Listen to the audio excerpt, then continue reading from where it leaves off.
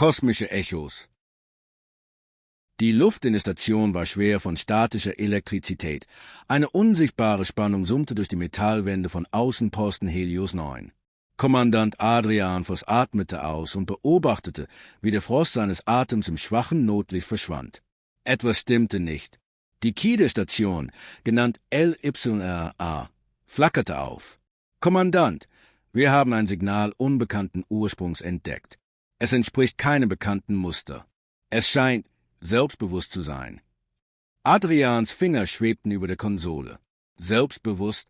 LYRA. Wirst du mir sagen, dass wir intelligente außerirdische Kommunikation gefunden haben? Eine Pause.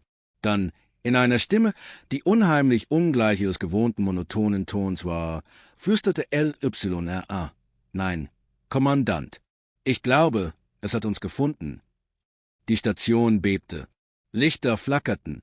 Das Signal strömte durch jedes System wie eine eindringende Macht. Und dann erklang eine Stimme, nicht aus einem Lautsprecher, nicht aus dem Funk, direkt in Adrians Kopf. »Ihr seid nicht die Ersten. Ihr werdet nicht die Letzten sein.« Adrian stolperte zurück, während die Bildschirme mit unmöglichen Symbolen aufleuchteten. Sie verdrehten und veränderten sich, als wären sie lebendig und schrieben sich jede Sekunde neu.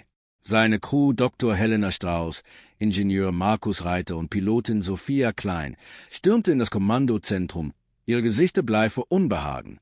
»Kommandant, wir haben den gesamten Kontakt zur Erde verloren«, berichtete Helena mit zitternder Stimme. »Jede Frequenz ist überlagert. Dieses Signal, es wird überall ausgestrahlt.« Markus fluchte leise. »Und es wird lauter.« Dann hallte der erste Schrei durch die Korridore. Sie rannten zur Quelle des Geräuschs und fanden Leutnant Berger zusammengebrochen in der Schleuse. Sein Körper zuckte, als würde etwas Unsichtbares ihn umformen. Seine Augen wurden pechschwarz. Er öffnete den Mund, und das Signal sprach durch ihn. Das Tor öffnet sich. Die Verlorenen kehren zurück. Sophia zog Adrian zurück. »Kommandant, wir müssen hier weg.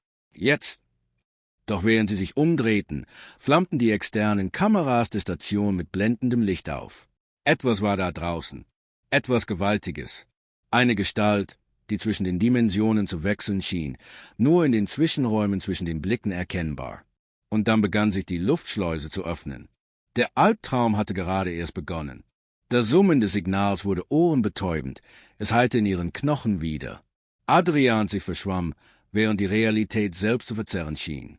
Schatten streckten sich unnatürlich aus und bildeten Formen, die nicht in den menschlichen Verstand gehörten. Dann trat etwas durch die Luftschleuse. Es war humanoid, aber nur ansatzweise. Seine verlängerten Gliedmaßen bewegten sich mit ruckartiger Anmut. Sein Gesicht war ein wirbelnder Abgrund aus flackerndem Licht. Als es sprach, war es jede Stimme, die die Crew jemals gehört hatte, übereinandergelegt wie ein verdrehter Chor. »Wir haben gewartet. Jetzt werdet ihr euch erinnern.« Die Station erbebte. Die Schwerkraft schwankte. Adrian klammerte sich an eine nahegelegene Reling, als Markus Reiter vom Boden gehoben wurde, sein Körper sich in Qualen wand, bevor er in ein Nichts verschwand. Kein Tod, keine Zerstörung. Einfach weg.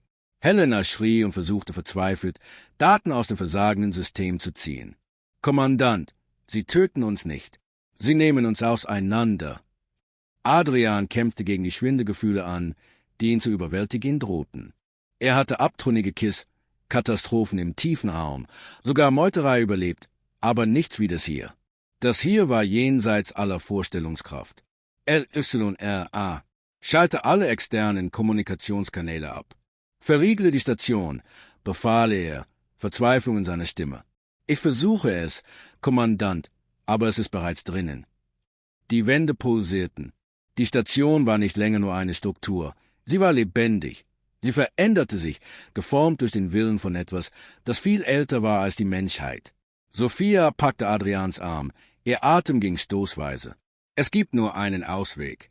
Wir überlasten den Reaktor. Entweder wir zerstören die Station, oder sie nehmen uns alle.« Eine Entscheidung, die kein Kommandant jemals treffen wollte. Aber Adrian wusste, es ging nicht nur um sie.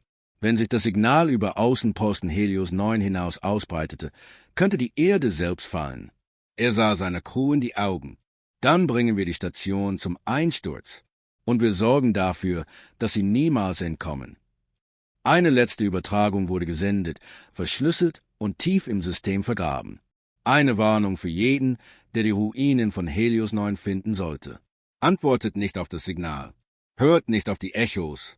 Manche Dinge sollten verloren bleiben. Und dann brannte das Universum.